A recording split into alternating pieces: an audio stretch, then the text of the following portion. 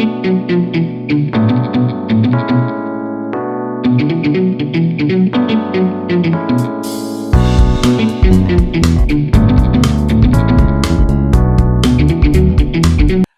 this is David Smoke, 365 Sports with Baylor defensive lineman David Marshall, Waxahachie, Navarro, U.S. Army, and now Baylor.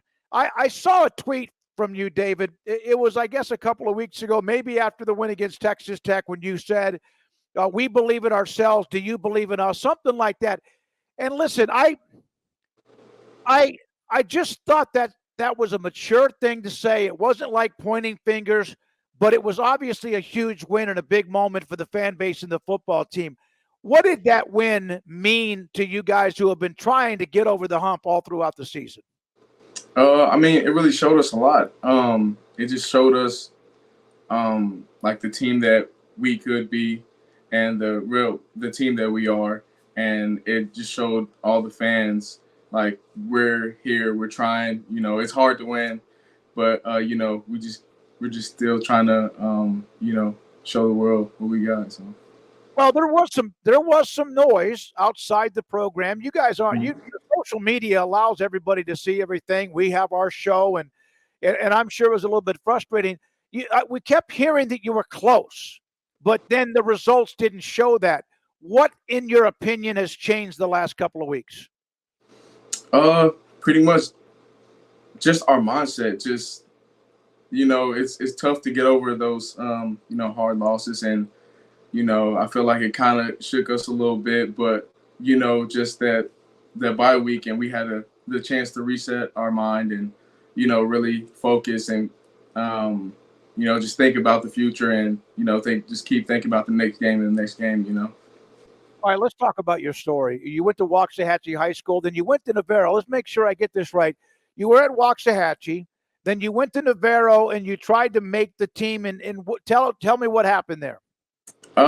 So there's like a walk-on program. It was pretty much kind of like a PE class, and I didn't really feel like I wasn't motivated enough to like stick it through, and it was, I guess, just kind of boring, and they didn't allow me the chance to try to, get better or even try to make the team. So I was, just not really, happy or, motivated to be there. So. Was it you, lack of motivation, or was it them not giving you an opportunity? I feel like it was a little bit of both, and I just started seeing all of my other teammates go here or there, and just kind of got down on myself, and I was just waiting for the opportunity, and it just didn't come for me, and I just decided to go somewhere else. Your brother Daquan and I have talked a little bit, by the way, so I got some good stuff. You knew that because you told him I would be contacting him. But then you made the decision to go from playing football to representing this great country and join the Army. Can you kind of take me through that process a little bit?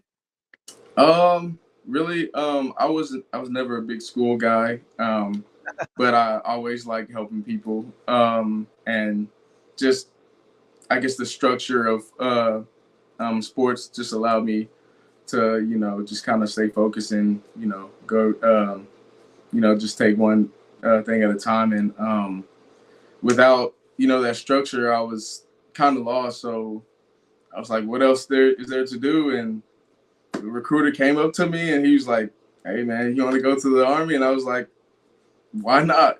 So. Did you have any idea what that was going to be like? Not really. I guess from like movies and TV shows like that. But I was going in there blind, pretty much. Well, you join the Army or enlist in the Army, and obviously there's the boot camp and all that other stuff. What was that like? You said you needed structure, and a lot of athletes, once they're done playing, whether it's out of high school, college, pros, whatever, they can get sideways because there's not that regimen, there's not that constant routine. What was it like for you? Was it, I'm not going to say ever, anytime entering one of the military services, enlisted or not, is easy. What was that like? Yeah, it was definitely difficult, but it was easy for me to, get yelled at by people, or go run or try, just doing like the hard work and stuff like that. So it was pretty that was a smooth transition for that. And it was kind of like I was kind of lost and like seeing other people like they've never might have never like had that kind of structure, and they were like, oh man, this sucks or that sucks. I'm like, yeah, the running sucks, but I mean, yelling, and other stuff like that, and like trying to stay awake in meetings and stuff like that, and like that was like nothing new to me. That's something you needed, right? I mean, you kind of missed that. Oh yeah, I missed that a lot. I had so much free time, and I was like, I didn't really know what to do. I tried to go to the gym a little bit, but that's only like an hour or two a day, and I'm like, what else is there to do? What would you have done had you not joined the Army? Could you have like gotten yourself a little bit bored where you don't know what might have happened? Yeah, I honestly don't know. I was never a school person again, so I really was not focused on school. I've always liked working out, so I even became a personal trainer through the military, and so maybe I would have done that. But yeah. When you didn't make the team at Navarro for whatever reason, did you ever think you would play football again? Oh no, not at all. That's when I was like, you know what, I'm just gonna, kind of like run away from that, and just I came like it was like a self realization moment, and like, just I'm done with football, and it was sad, but I was able to just focus on military aspect of. Yeah, part of a career. Why? How did you end up at Baylor? Tell me that story. So when I got out of the military and I went back to Navarro College, I made the practice squad for them, and I'm like, man, I really like this football stuff, and that really didn't go as much as well as I planned it to be, but it did. It was pretty good, and I was getting done with that part of my schooling, and I didn't really know where else to go, and I want to study. I wanted to continue my education. I want to become a physical therapist, and I just Google search, and got Baylor University was like at the top of the list, and I came here actually I believe my senior year. I was on I think it was with my older sister, and I was like, man, this is like cool. This is like a real college, So. Yeah. It's a smaller school, not a large enrollment, but it does have that college feel, that atmosphere, and the beauty of the campus to it as well. So you have five. There's five boys and girls, right? Yes, sir. It's not been an easy life for you. You lost your mom at a very young age. Mm-hmm. Your father um, had a bad accident as a quadriplegic, and I asked Daquan, "How's your dad doing?" He goes, "Oh my God, he's doing great." But man, that's a lot, David, for anyone, whether you're 12 or 20 or 50, to deal with. Yeah. Yeah. It was pretty rough. And just trying to, go through all that. But my family is, amazing, and they're still working hard. They're still loving. So I mean, we're just living life. Back to Baylor, 2 wins in a row. Obviously, the game coming up with TCU this weekend with the blackout and all of that. Craig and Paul, who host the show, sent me a couple of questions as well for me to ask you. One of them is, what does real leadership mean, and how is you seeing that right now evolving on the team? Man, just seeing just like a whole another like I guess like mindset from the leaders, and they're really starting to step up and take charge, and not just being this vocal person, which is what we were trying to focus on at the beginning, but now they're like actually helping each other and just trying to feed off each other, and we can see it. So we're just like, okay, yeah, I'm definitely trying to, gonna follow this guy. We're gonna definitely, just do what we can and stick together. How old are you? I am 26 years old. 26 years old. Yes, And sir. in this day and age with the transfer portal, and then of course there was the COVID year, and then there was another year, and it just seemed like there's a lot of older young men that are playing college football. A lot of times it's a quarterback that might be 25 or 26, like the quarterback you just played, Bowman at Oklahoma State. Heck, he's Mhm. back in Michigan, so he's pretty old. Do do players look up to you a little bit different because of what you have dealt with as a member of the Army and also your age? And can you sometimes maybe give advice because you're kind of a sage old man compared to everybody else? Yeah, yeah, they definitely do. I try not to like step in and be like, oh, I know this, I've been through this or that, but I can definitely feel, that they look up to me, and I just bring a different kind of like attitude to the team. So. All right. So what about Dave Aranda? And we'll get to when you first met him. But would he be a great military man because of his style and that focus and that, you know, Oh yeah, for sure, and I would definitely want him to be, my squad leader, or even my first sergeant. But yeah, he's a great guy, like, and he has great life lessons, and he can communicate very well. So yeah, he would definitely just make the smooth transition into the military. he played fullback too when he was in high school, I guess in college. And oh yeah, he I don't know if he broke his shoulder or a concussion or whatever, but yeah, he was like a fullback when he played back in the day. I think in college. Yeah.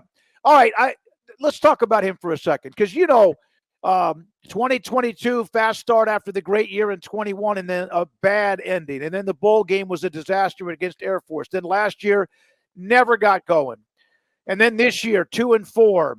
Um, but I wondered, when people start talking about there's going to be a change at his job, he's on the hot seat or whatever.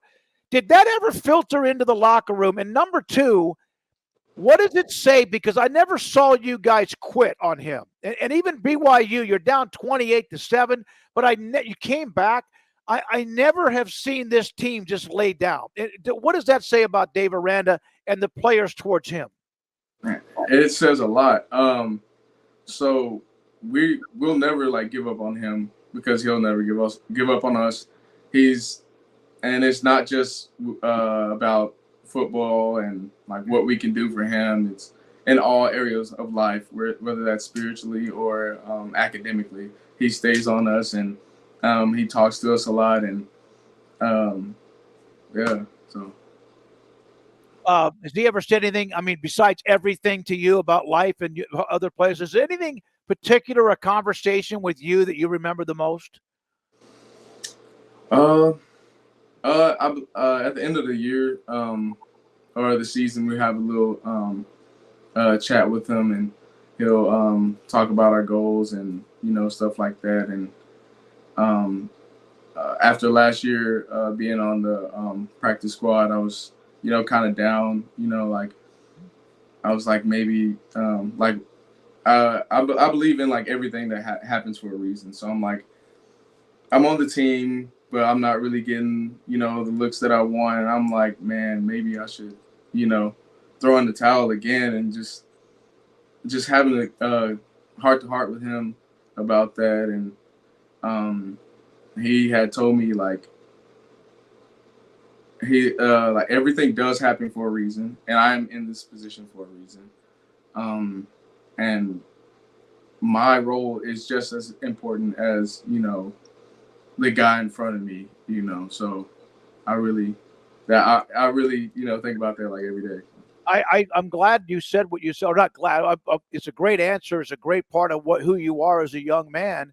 Is I was wondering if you flashed back to Navarro when you weren't getting a chance, and that maybe you were going to give up the game, but you stuck with it. You happy? Oh yeah, yeah. I do think about that a lot, and but I just remember like how I gave up on myself back then, I'm not, I'm not gonna do that anymore. I am here for a reason, and it's Baylor football. Who else doesn't want to be here? So. What is this week? You know the emotions of this week. TCU, first of all, man, they've had a good run against Baylor. There's great memories for Baylor too, honoring a couple of their championship teams from 13 and 14. It's a blackout. It's a night game. It's TCU. Does this week do you have to keep it the same, or is it a little bit different this week? It definitely feels different from the outside aspect of it all. There's a lot of historical things that comes behind this game, and we hear it all, we know it all, and we're just trying to keep our heads level and just focus on them as our opponent, and just try to keep it as simple as possible. David Marshall, defensive lineman at Baylor, played at Waxahachie High School with John Kitna, former NFL quarterback, was the head coach.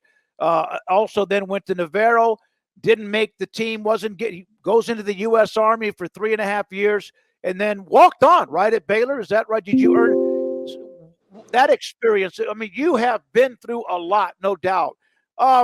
You were named the best player on your team in high school at Waxahachie, and there were teammates named Kennedy Snell and Jalen Rager. Jalen Rager on that team. What did that mean to you? Man, honestly, it was a surprise to me. I am self-aware, so I know that I was not the best player or anything like that. I just, they told me to do something, I do it, and it was really great to see that the others around me can see that that I was a great player, and just being with all those athletes, the crazy guys, those crazy athletic guys, and just wanting to be like, just to have that level of greatness that they did, and I was just it was really surprising to me that they chose me. Are you still a good artist? Yeah, a little bit. I did a little drawing maybe like a couple weeks ago, but I don't really do a lot these days. I'm focused on school and ball. So Do you ever, like, I know you don't have a lot of free time, but then maybe there is some downtime, and I know another bye week coming up, but do you ever just sit there and get a piece of paper out and just start drawing something? Is it whatever's on your mind at the time, or something you saw and you just want to maybe start doing what you do? yeah, and most times I like to just sit there and just think of stuff, but then I'll end up drawing like my hands or something like that, just because they're like right here, and just a little thing to pass the time. I mentioned your mother who passed away when you were younger, your father, the accident that has left him as a paraplegic. When you see him, what do you do? I mean, besides just kiss him and hug him, whatever, what is that like when you get a chance to see your father? Oh man, I love it. Every time. He always has something to say, about how he's so proud and everything. And I really love that and respect that, and coming from him, because he's like my hero, and he was such a hard worker, and I just wanted, to try to live my life like he did, and like for as much as I know, I'm doing a pretty good job. So I just like to keep that going. Hey man, you're playing you're playing college football, which you didn't think was going to happen, gave up on it, and maybe the structure of the Army gave you the belief not to. When it got tough, as you mentioned at the end of last year, I could see a lot of people wanting to walk away. That was bad with what happened. What was the appearance of Dustin Poirier like when he came to talk to the team? I was so surprised. I was like, what in the world? Like, I get like this tingling sensation or something like that. I'm like, no way. Like, how? What? Like, what is he doing? But Coach Rand is a big MMA guy. So David Marshall with us.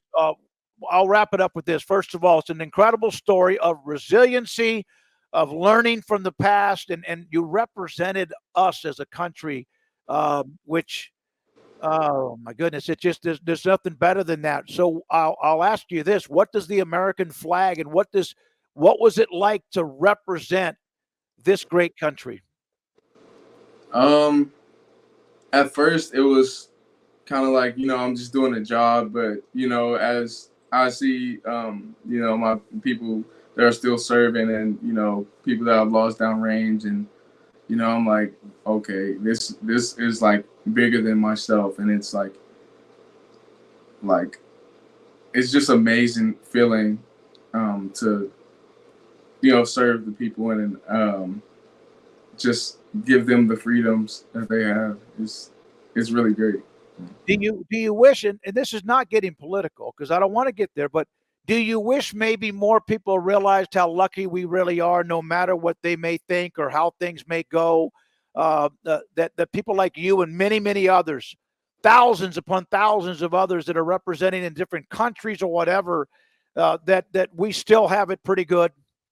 Oh yeah, for sure. Yeah, I've seen some pretty bad stuff, people in bad positions, and we do have it, pretty good, pretty nice. So. All right. So I've mentioned your brother Daquan. You have three other siblings. Is that right? You want to name them so when we send this to them, they get to see you?